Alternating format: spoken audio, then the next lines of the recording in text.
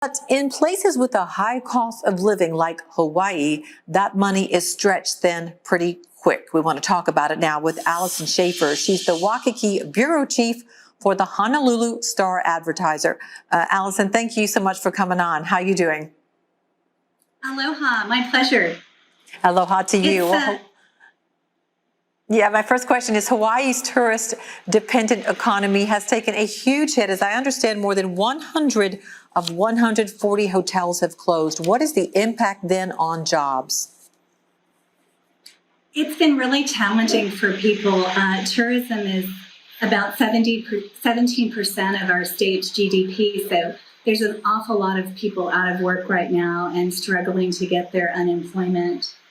It's so bad right now with the people out of work that on last week we had somebody rob a food bank.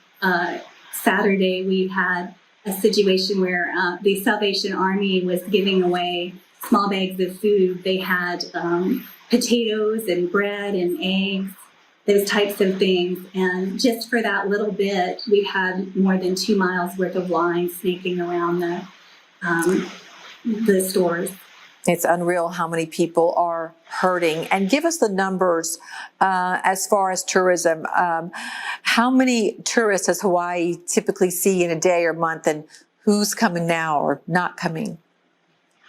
Well, that's part of the reason our economy is really struggling right now is we've had an almost complete and unprecedented tourism collapse. On any given day before the COVID-19 concerns came, we would have had 250,000 visitors in Hawaii. It was just bustling. After March 1st and COVID really hit and the tourism industry started to collapse, we put in a tourism quarantine. It was on March 26th, a 14-day quarantine for all arriving passengers, and that continued to dampen tourism. So normally at this time of year, we'd have 30,000 passengers arriving daily. Now we've got more in the neighborhood of 600 passengers arriving daily, and about 100 of them are tourists. That's it. That's unbelievable. What a drop. Well, the first government stimulus checks are going out. What impact would that have in helping the situation? As you said, people lined up for miles to get free food. Have the checks gotten into people's hands? I'm not aware of the checks getting into people's hands yet.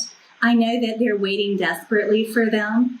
The issue with the checks, though, is it just really gives people a chance to take a break and get a little respite from worry for a time. But most of the checks, because of Hawaii's high cost of living, won't be enough even to pay the 1 month's worth of rent. Our typical rent is about $1,600 for a 1-bedroom, about $2,500 for a 2-bedroom apartment. And if you have a 3-bedroom or a house, it's even beyond that. Yeah, well, the vacation outlook looks very bleak, too, for when people will be able to travel again. How long might it take? Is there any idea for Hawaii to recover from this?